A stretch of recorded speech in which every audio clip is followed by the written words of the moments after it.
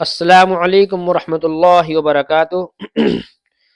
میرے محترم بھائیوں، آپ خیریت سے ہوں گے؟ اللہ تعالیٰ آپ کو خیریت سے رکھے۔ میرا نام عبد الرحمن قاسمی شکارپوری ہے۔ میں آپ کو دوسرا کلمہ پڑھ کر سناتا ہوں ترجمے کے ساتھ۔ دوسرا کلمہ شہادت۔ شہادت معنی گواہی دینا۔ اشہد ان لا الہ، اشہد، دال بالکل بھی نہیں کھنچے گی، اشہد، اشہد ان لا الہ، یہ لام زیادہ کھنچے گا اس لیے کہ اس پہ مد آ رہا ہے، اور اس لام کو موٹا بھی نہیں کریں گے کیونکہ یہ اللہ کا لام نہیں ہے، اللہ کا لام یہ والا ہے، تو یہ لام موٹا نہیں ہوگا، باریک ہوگا۔